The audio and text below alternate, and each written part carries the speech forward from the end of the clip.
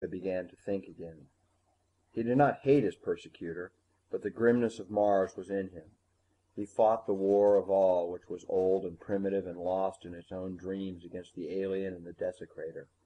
It was as ancient and pitiless as life, that war, and each battle won or lost meant something, even if no one ever heard of it.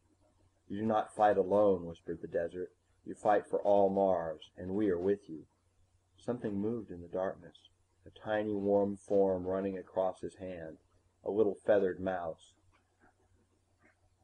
that had burrowed under the sand and lived its small furtive life and was glad in its own way of living.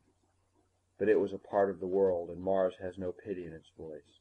Still, a tenderness was within Kreega's heart, and he whispered gently in the language that was not a language, "You will do this for us? You will do it, little brother?"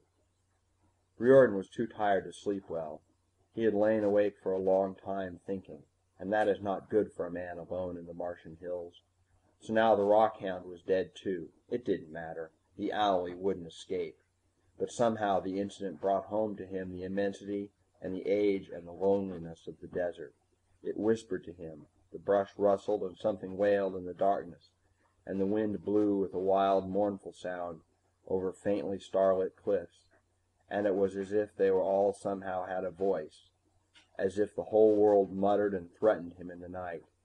Dimly he wondered if man would ever subdue Mars, if the human race had not finally run across something bigger than itself. But now that was nonsense. Mars was old and worn out and barren, dreaming itself into a slow death. The tramp of human feet, shouts of men, and roar of sky-storming rockets were waking it, but to a new destiny, to man's. When Ares lifted its hard spires above the hills of Syrtis, where then were the ancient gods of Mars? It was cold, and the cold deepened as the night wore on. The stars were fire and ice, glittering diamonds in the deep crystal dark. Now and then he could hear a faint snapping borne through the earth as the rock or tree split open. The wind laid itself to rest. Sound froze to death. There was only the hard, clear starlight falling through space to shatter on the ground. Once something stirred. He woke from a restless sleep and saw a small thing skittering toward him. He groped for the rifle beside his sleeping bag, then laughed harshly. It was only a sand mouse, but it proved that the Martian had no chance of sneaking up on him while he rested. He didn't laugh again. The sound had echoed too hollowly in his helmet. With the clear, bitter dawn he was up. He wanted to get the hunt over with. He was dirty and unshaven inside the unit, sick of iron rations, pushed through the airlock, stiff and sore with exertion, lacking the hound which he'd had to shoot. Tracking would be slow, but he didn't want to go back to Port Armstrong for another.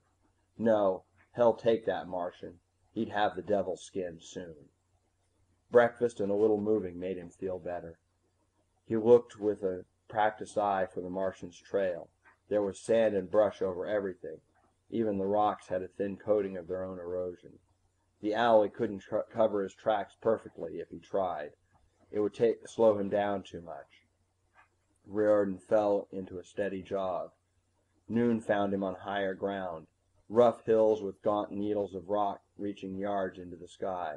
He kept going, confident of his own ability to wear down the cord.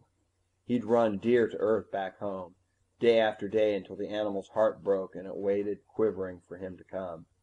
The trail looked clear and fresh now. He tensed with the knowledge that the Martian couldn't be far away. Too clear. Could this be the bait for another trap? He hefted the rifle and proceeded more warily. But no, there wouldn't have been time. He mounted a high ridge and looked over the grim, fantastic landscape. Near the horizon he saw a blackened strip, the border of his radioactive barrier. The Martian couldn't go further, and if he doubled back, Riordan would have an excellent chance of spotting him. He turned up his speaker and let his voice roar into the stillness. "Come out, owlie. I'm going to get you. You might as well come out now and be done with it." The echoes took it up, flying back and forth between the naked crags, trembling and shivering under the brassy arch of the sky. "Come out, come out, come out." The Martian seemed to appear from thin air, a gray ghost rising out of the jumbled stones and standing poised not 20 feet away. For an instant the shock of it was too much. Riordan gaped in disbelief. Krieg waited, quivering ever so faintly as if he were a mirage. Then the man shouted and lifted his rifle. Still the Martian stood there, as if carved in gray stone. And with a shock of disappointment, Riordan thought that he had, after all, decided to give himself to an inevitable death. Well, it had been a good hunt. "So long," whispered Riordan, and squeezed the trigger. Since the sand mouse had crawled into the barrel, the gun exploded. Riordan heard the gun roar and saw the barrel peel open like a rotten banana. He wasn't hurt, but as he staggered back from the shock, Krieg lunged at him. The Martian was 4 feet tall, skinny and weaponless, but he hit the Earthling like a small tornado. His legs wrapped around the man's waist, and his hands got to work on the air hose. Riordan went down under the impact. He snarled tigerishly and fastened his hands on the Martian's narrow throat. Krieg snapped futilely at him with his beak. They rolled over in a cloud of dust. The brush began to chatter excitedly. Riordan tried to break Krieg's neck. The Martian twisted away, bored in again. With a shock of horror, the man heard the hiss of escaping air as Krieg's beak and fingers finally worried the air hose loose. An automatic valve clamped shut, but there was no connection with the pump now. Riordan cursed and got his hands around the Martian's throat again. Then he simply lay there, squeezing, and not all of Krieg's writhing and twistings could break that grip. Riordan smiled sleepily and held his hands in place. After 5 minutes or so, Krieg was still. Riordan kept right on throttling him for another 5 minutes, just to make sure. Then he let go and fumbled at his back, trying to reach the pump. The air in his suit was hot and foul.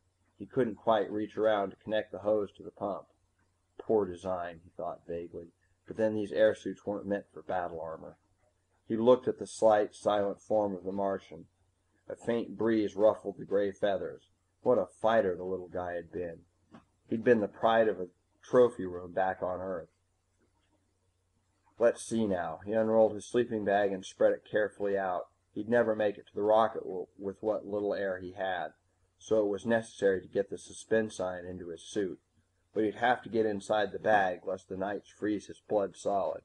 He crawled in, fastening the flaps carefully, and opened the valve on the suspend sign tank. Luckily he had it, but then a good hunter thinks of everything. He'd get awfully bored lying here till Wisby caught up the signal in 10 days or so and came to find him. But he'd last. It would be an experience to remember. In this dry air, the Martian's skin would keep perfectly well. He felt the paralysis creep up on him, the waning of heartbeat and lung action. His senses and mind were still alive, and he grew aware that complete relaxation has its unpleasant aspects. Oh well, he'd won. He'd killed the wiliest game with his own hands. Presently, Krieg sat up. He felt himself gingerly. There seemed to be a broken rib. Well, that could be fixed. He was still alive. He'd been choked for a good 10 minutes, but a Martian can last 15 without air. He opened the sleeping bag and got Riordan's keys. Then he limped slowly back to the rocket. A day or so of experimentation taught him how to fly it. He'd go to his kinsmen near Syrtis, now that they had an earthly machine and earthly weapons to copy. But there was other business first. He didn't hate Riordan, but Mars is a hard world. He went back and dragged the Earthling into a cave and hid him beyond all possibility of human search parties finding him. For a while he looked into the man's eyes. Horror stared dumbly back at him. He spoke slowly in halting English. "For those you killed, and for being a stranger on a world that does not want you, and against the day when Mars is free, I leave you." Before departing he got several oxygen tanks from the boat and hooked them into the man's air supply. That was quite a bit of air for one in suspended animation, enough to keep him alive for 1,000 years. End of Duel on Syrtis by Poul Anderson. Recorded by Timothy Casey, Modesto, California.